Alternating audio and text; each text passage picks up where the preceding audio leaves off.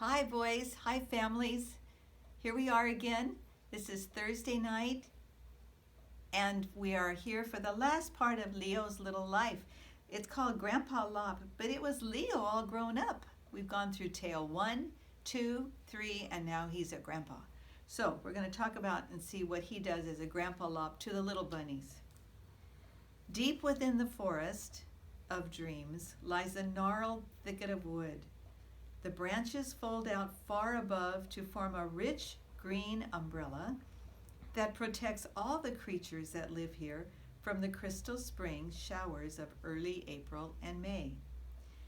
The rains fall for an hour, maybe two, and then the sun, like golden ribbons at a country fair, streams through the leaves to the ground below. It was in this thicket that the rabbits of the forest lived and played all their lives. There were rabbits with big fluffy tails and rabbits with barely any tails at all. Short ones, fat ones, skinny ones, fluffy ones, and one very old rabbit called Grandpa Lop. Grandpa Lop was so old that his fur had long since turned to gray. He wore a tattered scarf wrapped around his neck and always carried a twisted stick that he used for a cane. You recognize Leo? Look at those ears. His little Lop. Every afternoon at about 2 or 3, Grandpa Lop would sit on his favorite stump and enjoy the warmth of the sun. He would sit quietly until, without his noticing, all the young rabbits would gather around his feet. They would try to be quiet, but it was so hard that a couple of them had to stuff their ears in their mouth to keep from laughing. Grandpa Lop would lean back on the stump, look around, and began in a very soft, low voice. Once upon a time, in the land of mist and magical things, there was an enchanted forest.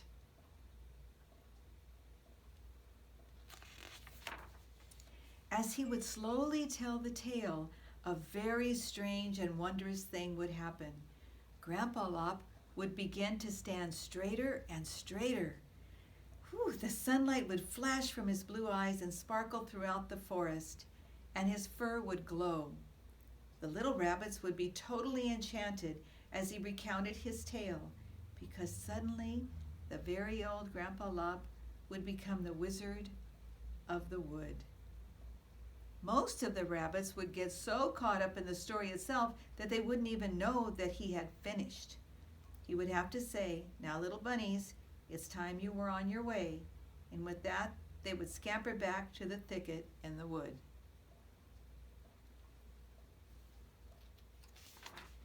Now, the older rabbits were becoming more and more concerned about the little ones. One day, after the little bunnies had disappeared as usual, the older rabbits all gathered together at the thicket. "I wonder where they go," they asked themselves. "Every day they disappear at the same time.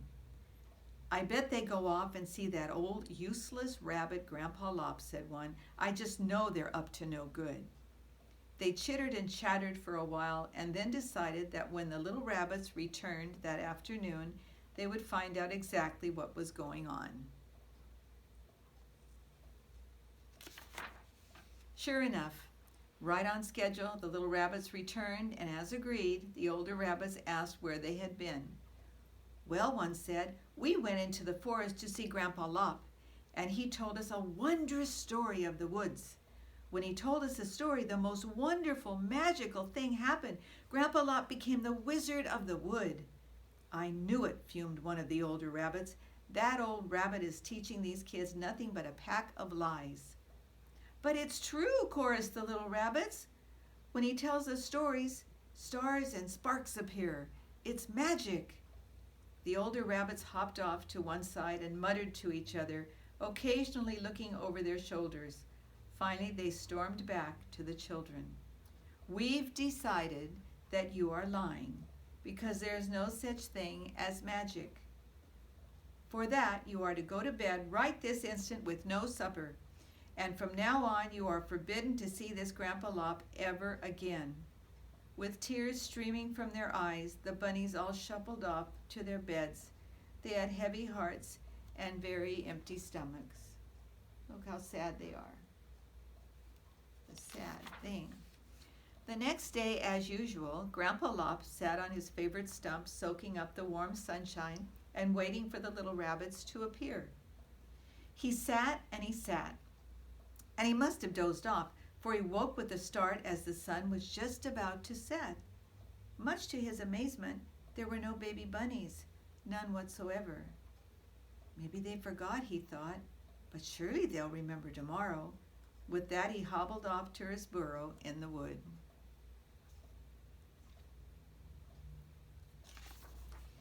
The next day and the next, a saddened Grandpa Lop waited and waited for the children who never came.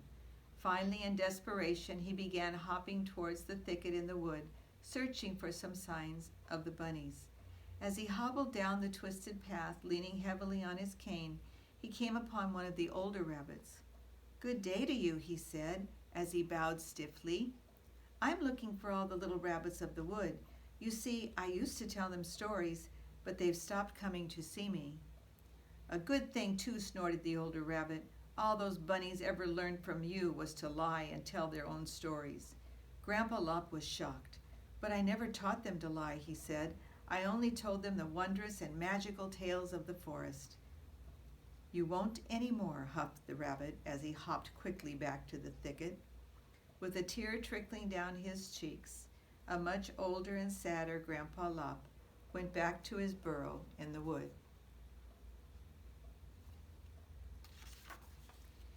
With nothing to occupy his days now, Grandpa Lop wandered aimlessly about the forest. Once or twice he even went to the thicket in the wood. But as soon as he appeared, the older rabbits would herd the little bunnies to the opposite side. "Go away," they shouted. Old rabbits aren't wanted in our thicket." With that, all the rabbits scurried to their burrows. All alone, Grandpa Lop would hop away from the thicket and return to his part of the woods. The baby bunnies did as they were told, but they could never forget the magic of the Wizard of the Wood. Sometimes they were all alone. While they were all alone, they would whisper about how much fun it had been. But most of the time, they would just shuffle about the thicket, making dust and feeling very sad. The older rabbits tried to cheer them up, and sometimes they would even tell a story, but it just wasn't the same. It got so bad that the little bunnies began to bicker among themselves. It would start innocently with one bunny bumping another bunny, but it always ended in a tangle of arms, legs, and ears as they wrestled on the ground. They were not happy, and when you're not happy, you choose other things that are not good. Finally, some of the older rabbits couldn't stand it anymore and called all the rabbits together. "This has got to stop," they said. "With all this moping and bickering, nothing is getting done. Food isn't being collected, new burrows aren't being built, and winter's coming. If we could just hear the magical stories of Grandpa Lop," said one of the bunnies, "we wouldn't get into so much trouble." "But there's no such thing as magic," fumed the older rabbits. "You lied about that before." "We didn't lie. We told you the truth, and if you'd go with us, we'd show you that there really is magic." The older rabbits thought for a moment and then decided, "Okay, we will indeed go with you to your Wizard of the Wood, if only to prove that there is no such thing as magic."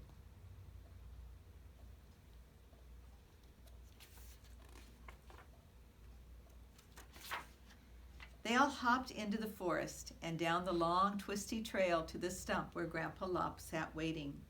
He sat as he had always sat, sunning himself and gazing softly into the sky. The little bunnies quickly sat at his feet, while the older rabbits sat disbelievingly on the old, rotting log. Grandpa Lop leaned back and with a gleam in his eye began in a very soft, low voice. "Once upon a time, in a land of mist and magical things, there was an enchanted forest." The older rabbits looked on in wonder as Grandpa Lop began to stand straighter and straighter. The sunlight began to flash from his crystal blue eyes as he told the tale, and sparkles of magic began to twinkle in the forest around them. As the story wore on, his fur turned from gray to silver, and he truly became the Wizard of the Wood. All the rabbits, young and old, were totally enchanted as the story came to a beautiful ending.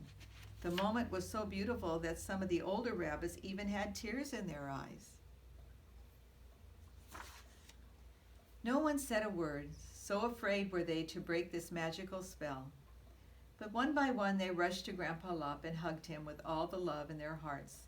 The older rabbits never apologized for the wrong they had done the bunnies and Grandpa Lop, for everyone knew that sometimes even older rabbits make mistakes too.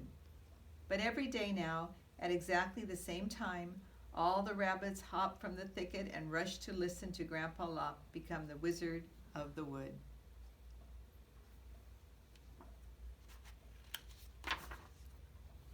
So the moral, boys, listen to the older ones, their golden stories true. Then remember Grandpa Lop and the magic he showed you.